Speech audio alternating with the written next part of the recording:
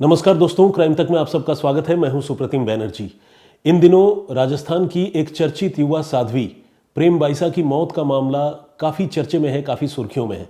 और उसकी वजह यह है कि मौत जो है वो सरसरी तौर पर या प्राथमिक तौर पर एक नॉर्मल डेथ नहीं लगती है। वो इसलिए क्योंकि साध्वी को 28 जनवरी को उनके आश्रम में ही एक कंपाउंडर ने एक इंजेक्शन लगाया था। साध्वी की तबीयत खराब थी और इस इंजेक्शन को लगाए जाने के सिर्फ 30 सेकंड के अंदर साध्वी की तबीयत इतनी ज्यादा बिगड़ गई कि उनकी मौत हो गई। यह मामला अपने आप में तो संदिग्ध और रहस्यमय लगता ही है, लेकिन यह मामला तब और पेचीदा हो गया जब साध्वी की मौत के तकरीबन 3 घंटे बाद उनके इंस्टा आईडी से उनका एक डेथ नोट पोस्ट किया गया, जिसमें साध्वी ये कहते हुए दिखाई पड़ रही थी कि उन्हें जीते जी न सही, मौत के बाद तो कम से कम इंसाफ मिलेगा। और उन्होंने अपने अग्नि परीक्षा की भी बात की थी। कोई साध्वी अपनी अग्नि परीक्षा की बात क्यों करेगी? वो इसलिए क्योंकि साध्वी और उनके पिता और गुरु, साध्वी प्रेम बाइसा के पिता और गुरु बीरमनाथ, उन पर उनका एक वीडियो सोशल मीडिया पर वायरल हुआ था, जिस वीडियो में दोनों एक दूसरे से प्यार करते हुए एक दूसरे को आलिंगनबद्ध नजर आ रहे थे। इस वीडियो के सामने आने के बाद चर्चाओं का बाजार गर्म हुआ। लोग साध्वी और उनके पिता को लेकर सवाल उठाने लगे। साध्वी ने इसका पुरजोर विरोध किया और जिन लोगों ने यह वीडियो वायरल किया था उन लोगों के खिलाफ बाकायदा पुलिस में रिपोर्ट भी लिखवाई और उनकी गिरफ्तारी भी हुई। लेकिन इसके बाद भी साध्वी का ऐसा कहना था कि उन्हें इस मामले में इंसाफ नहीं मिला और अब जिस तरह से संदिग्ध परिस्थितियों में उनकी मौत हो गई, उसने इस मामले को बहुत ही कॉम्प्लिकेटेड कर दिया है, पेचीदा कर दिया है। साध्वी की मौत 28 जनवरी को हुई। 29 जनवरी को इस मामले की जांच चलती रही। पुलिस ने इस सिलसिले में अस्वाभाविक मौत का एक मामला दर्ज किया है। साध्वी के शव का पोस्टमार्टम करवाया गया है और पोस्टमार्टम करवाने के बाद शव को उनके घर वालों के हवाले कर दिया गया है। साध्वी के पिता वीरमनाथ के हवाले कर दिया गया है।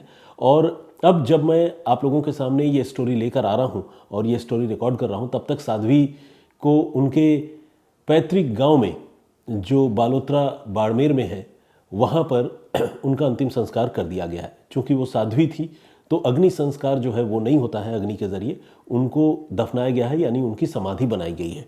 लेकिन इसी बीच उनकी मौत को लेकर जो रहस्य है वो नहीं सुलझा है, बल्कि वो 2 दिन गुजरने के बावजूद जो है काफ़ी और गहरा हो गया है। वो क्यों? वो इसलिए क्योंकि साध्वी की मौत को लेकर कई सवाल हैं। एक एक करके सारे सवालों की चर्चा करते हैं। सबसे पहला सवाल तो यही है कि साध्वी की मौत शाम के तकरीबन 5:30 बजे हुई और रात के तकरीबन 9:30 बजे उनके इंस्टा आईडी से उनकी तरफ से एक डेथ नोट पोस्ट किया गया। पहले तो सवाल यह था कि यह डेथ नोट किसने पोस्ट किया? क्या कोई ऐसा भी है जो साध्वी का इंस्टा हैंडल चला रहा था, या फिर कहीं ऐसा तो नहीं कि साध्वी ने ये पोस्ट जो है पहले ही प्री शेड्यूल कर दिया था और उसके बाद उन्होंने मौत को गले लगा लिया? ये सारे सवाल थे। लेकिन इस बीच जब पत्रकारों ने साध्वी के पिता वीरमनाथ से बातचीत की तो उन्होंने रोते हुए ये कहा कि उन्होंने ही अपनी बेटी का वो पोस्ट रात को 9:30 बजे अपनी गाड़ी में बैठकर अपने ड्राइवर के जरिए पब्लिश किया था।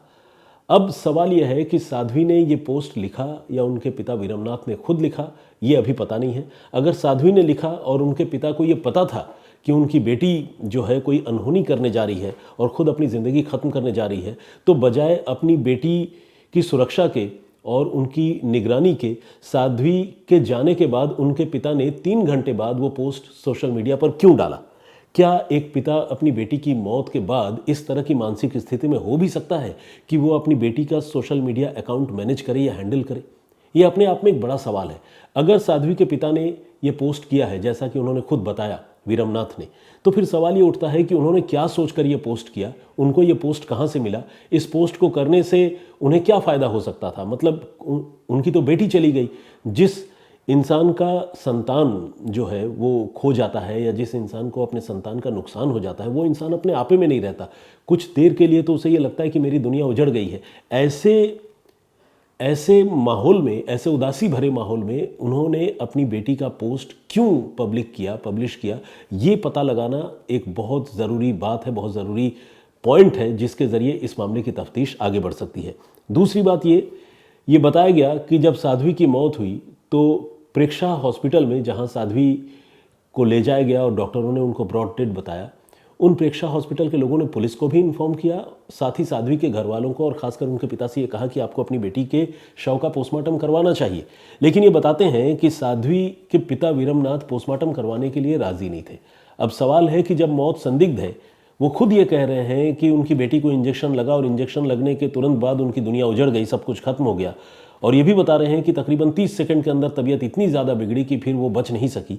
तो जब इतने रहस्यमयी हालत में उनकी बेटी की मौत हो गई तो फिर वो अपनी बेटी के शव का पोस्टमार्टम क्यों नहीं करवाना चाहते थे, जबकि कायदे से कोई भी इंसान ये जानना चाहेगा कि उनकी बेटी को आखिर ऐसा क्या हुआ, शरीर में ऐसा कौन सा केमिकल रिएक्शन हो गया, क्या वो इंजेक्शन की वजह से हुआ या उन्हें किसी ने धोखे से कोई जहर दे दिया, क्या कोई मेडिकल रिएक्शन हो गया, सब कुछ हर इंसान जानना चाहेगा। तो फिर साध्वी के पिता वीरमनाथ पोस्टमार्टम के लिए तैयार क्यों नहीं थे?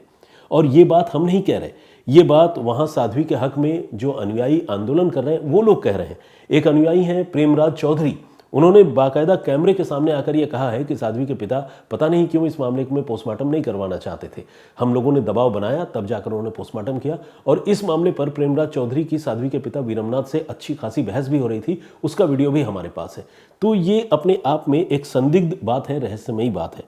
अब सबसे इंपॉर्टेंट बात वो ये कि क्या साध्वी को लास्ट मोमेंट में जो इंजेक्शन दिया गया उस इंजेक्शन में ही कोई टॉक्सिक एलिमेंट था, क्या कोई जहरीली चीज थी? अगर नहीं तो फिर उनकी तबीयत इतनी तेजी से और इतनी जल्दी कैसे बिगड़ी, ये एक बड़ा सवाल है। और अगर मान लीजिए इंजेक्शन में कुछ भी ऐसा नहीं था तो फिर उन्होंने इंजेक्शन लगाने के लिए एक कंपाउंडर को क्यों चुना? आदमी डॉक्टर से बात करता है, उनसे कोई पिल्स टैबलेट जो है वो प्रेस्क्राइब करवा कर खा लेता है, खरीद लेता है, किसी केमिस्ट से कोई टैबलेट खरीद कर खा लेता है, पैरासीटामोल वगैरह बुखार और जुकाम की स्थिति में, ये तो बात समझ में आती है। लेकिन कोई इंसान आमतौर पर किसी को बुलाकर इंजेक्शन लगवा ले, ऐसा यूजुअली नहीं होता। ऐसा नहीं है कि बिल्कुल नहीं होता, होता है, लेकिन ऐसा यूजुअली नहीं होता।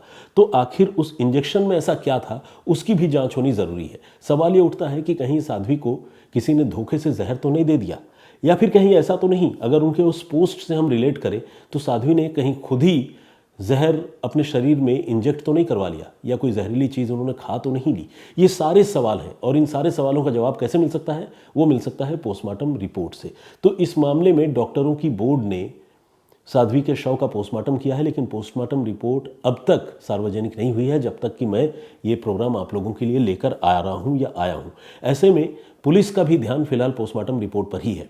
इस तरह के मामलों में आमतौर पर जहां पॉइजनिंग का शक होता है, जहर दिए जाने या जहर से मौत होने का शक होता है, उस तरह के मामलों में पुलिस विसरा जांच ज़रूर करवाती है और उसकी टॉक्सिकोलॉजी इन्वेस्टिगेशन होता है उस मामले में। तो यहाँ विसरा भी पुलिस ने प्रिजर्व कराया है, लेकिन ये भी सच है कि विसरा जांच की रिपोर्ट आने में थोड़ा वक्त लगता है, वो रातों रात नहीं मिलता। ऐसे में पुलिस की पूरी जांच फिलहाल उस पोस्टमार्टम रिपोर्ट पर ही केंद्रित है। अगर पोस्टमार्टम रिपोर्ट में कोई जहरीली चीज़ शरीर में मिलने की पुष्टि होगी या पाई जाएगी तो हो सकता है कि इस मामले में जांच की दिशा बदल जाए। ये बात खुद जो जोधपुर की एसीपी हैं छवि शर्मा, उन्होंने हमारे साथी पत्रकार डॉक्टर अशोक शर्मा से बातचीत करते हुए कही है। तो कुल मिलाकर साध्वी प्रेम बाईसा की मौत को लेकर कई सारे सवाल हैं, कई सारे रहस्य हैं। अब सवाल ये उठता है कि साध्वी ने अपनी अग्नि परीक्षा की बात क्यों की थी और क्यों ऐसा कहा था कि जीते जी तो उन्हें इंसाफ नहीं मिला, शायद मरने के बाद ही उन्हें इंसाफ मिल जाए। तो इस कहानी का एक सिरा जो है तकरीबन 6 महीने पहले उस इंसिडेंट से जुड़ता है जिसमें साध्वी और उनके पिता का एक तथाकथित वीडियो सोशल मीडिया पर कुछ लोगों ने पोस्ट किया। इस वीडियो में साध्वी के पिता वीरमनाथ अपनी बेटी को पहले तो गालों में हाथ लगाकर पुचकारते हुए नजर आ रहे हैं, बिल्कुल पितृवत तरीके से और पुत्रीवत तरीके से बेटी के साथ जैसे कोई पिता पेश आता है। लेकिन इसके बाद बाप बेटी दोनों एक दूसरे के गले लगते हैं, आलिंगन करते हैं, यहाँ तक भी चीज़ें ठीक है। लेकिन इसके बाद इस वीडियो में कुछ जेस्चर और पोस्चर्स ऐसे हैं जिसको लेकर लोग सवाल उठा रहे हैं। लेकिन साध्वी का ये कहना है कि इस वीडियो को एडिट करके सोशल मीडिया पर डाला गया था और उन्हीं के आश्रम के कुछ लोग, बाकायदा साध्वी ने नाम लिया था, वो लोग उनसे इस वीडियो को वायरल करने से रोकने के एवज में लाखों रुपए की रिश्वत तो नहीं कहेंगे, लाखों रुपए की रंगदारी वसूलना चाहते थे। तकरीबन 20 से 30 लाख रुपए उनसे मांगे भी गए थे। इस सिलसिले में साध्वी ने बाकायदा जोधपुर के बोरानाडा थाने में रिपोर्ट भी लिखवाई थी और उस रिपोर्ट के दर्ज होने के बाद पुलिस ने कुछ लोगों पर कार्रवाई भी की थी। लेकिन जैसी कि जानकारी है, अभी वो लोग शायद ज़मानत पर हैं। इसके बाद साध्वी और ख़ासकर उनके पिता ये लोग ठगा हुआ महसूस कर रहे थे और इन्हें ये लग रहा था कि जिन लोगों ने उन्हें बदनाम किया, जिन लोगों ने उनकी छवि मिट्टी में मिलाने की कोशिश की, उन लोगों के खिलाफ वैसी कार्रवाई नहीं हुई जैसी कार्रवाई या जैसी सख्ती होनी चाहिए थी। यही वजह है कि साध्वी अब भी इंसाफ की बात कर रही थी। लेकिन क्या उस इंसाफ के लिए साध्वी ने खुद अपनी मर्जी से अपने प्राण त्याग दिए? क्या कुछ ऐसा है कि साध्वी ने अपनी मौत से पहले वो चीज़ खा ली थी, या फिर साध्वी ने एक कंपाउंडर को बुलाकर अपने आप को कोई जहरीली दवा का कोई इंजेक्शन लगवा लिया? ये सारे सवाल बहुत अहम हैं और इन सारे सवालों का जवाब पोस्टमार्टम रिपोर्ट के सामने आने के बाद ही मिल सकता है। तो ये वो सवाल हैं, चाहे वो इंस्टा पर उनका डेथ नोट पोस्ट करने की बात हो, उनके पिता के पोस्टमार्टम करने से मना करने की बात हो, ये और बात है कि बाद में पोस्टमार्टम करवा लिया गया, और चाहे वो इंजेक्शन लगवाने की बात हो और इंजेक्शन की शक्ल में कोई जहर दिए जाने की बात हो। ये सारे सवाल बहुत बड़े हैं और इन सारे सवालों के आगे की कहानी जो है वो पोस्टमार्टम रिपोर्ट के सामने आने के बाद ही पता चल सकती है। इस मामले में आगे जो भी होगा अपडेट, हम आपको इसके बारे में वाकिफ़ कराएंगे, अपडेट रखने की कोशिश करेंगे। आज के लिए इतना ही, लेकिन इस पेशकश को ख़त्म करने से पहले जो साध्वी प्रेम बाईसा को लेकर हमने जो पिछली इन्फॉर्मेशन आप लोगों को दी थी, पिछली न्यूज़ अपडेट आप लोगों को दी थी, उस पर बहुत सारे लोगों ने कमेंट किया है। आइए कुछ लोगों के कमेंट्स पढ़ते हैं और उनके सवालों का जवाब देने की कोशिश करते हैं।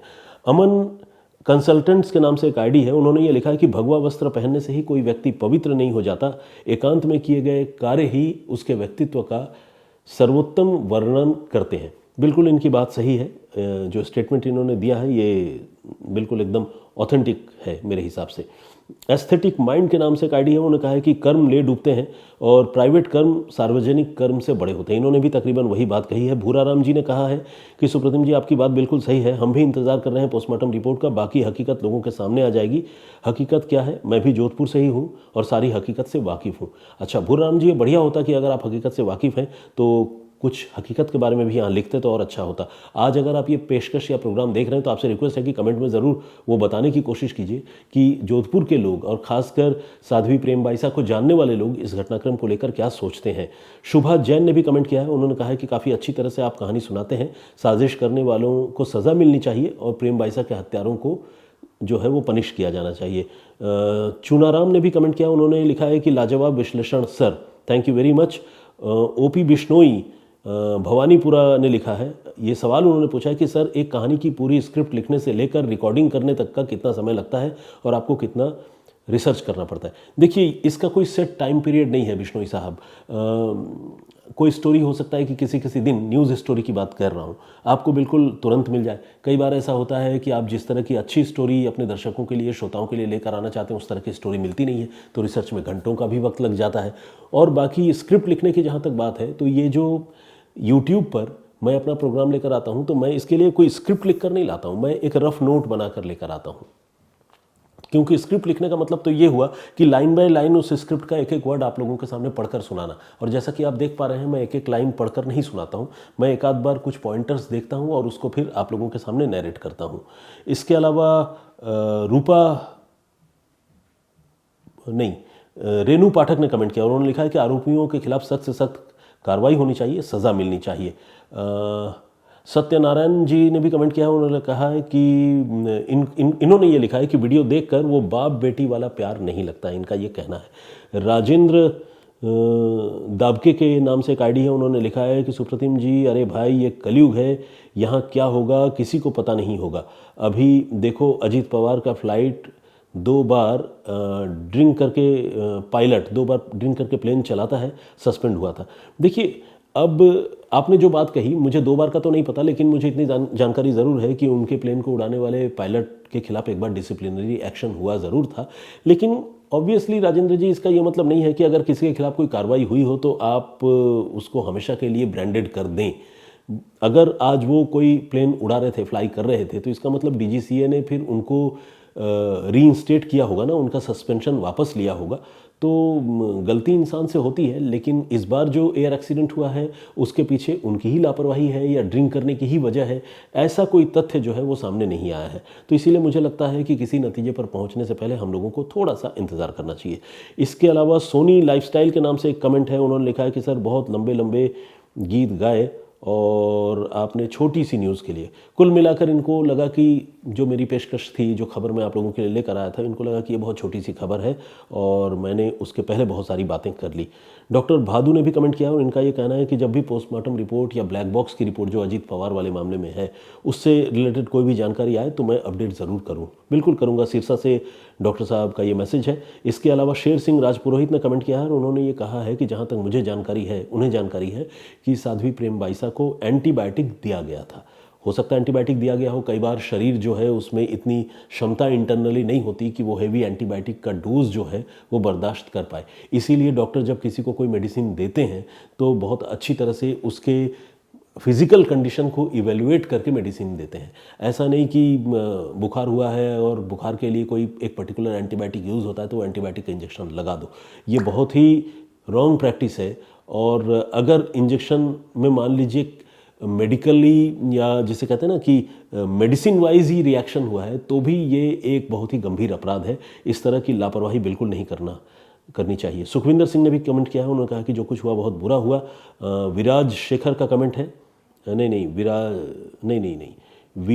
वीरसा जाखर, जो भी है, मतलब ये कमेंट में नाम और सरनेम एक साथ जुड़ा हुआ है ना तो पढ़ नहीं पा रहा हूँ। उन्होंने लिखा है कि बहुत दुखद घटना, महान आत्मा को सादर नमन एवं विनम्र श्रद्धांजलि। दलजीत सिंह राठौर, इन्होंने कहा कि जो दोनों खबरें मैंने बताई थी, अजीत पवार के एयर एक्सीडेंट वाली और साध्वी प्रेम बाईसा की मौत वाली, उन दोनों ही खबरों को सुनकर इन्हें बहुत दुख हुआ और उन्होंने भगवान से इनकी आत्मा की शांति के लिए प्रार्थना भी की है। बहुत धन्यवाद आप सारे लोगों का। और भी बहुत सारे लोगों ने कमेंट किया है। सारे लोगों के कमेंट्स एक दिन में पढ़ना संभव नहीं है, लेकिन आप सबसे गुजारिश है कि यूं ही मेरे इस प्रोग्राम को आप देखें भी और रेसिप्रोकेट भी करते रहें, अपनी बात भी लिखते रहें। मैं कोशिश करूंगा कि आप लोगों के कमेंट्स लूं और आपके अगर कोई सवाल है तो उनके भी जवाब अपनी तरफ से देने की कोशिश करूं। हम साध्वी प्रेम बाईसा की मौत के मामले में पर्सनली किसी नतीजे पर नहीं पहुंचना चाहते, पुलिस की जांच का इंतजार करना चाहते हैं और जो भी सच है वो सामने आए, एक दिवंगत आत्मा को शांति मिले और उनको इंसाफ मिले, यही हम सबकी कामना है। मुझे पूरा यकीन है कि आप लोग भी ऐसा ही सोचते होंगे। फिलहाल मुझे इजाज़त दीजिए, अपना बहुत ख्याल रखिए, सुरक्षित रहिए। जय हिंद, जय भारत।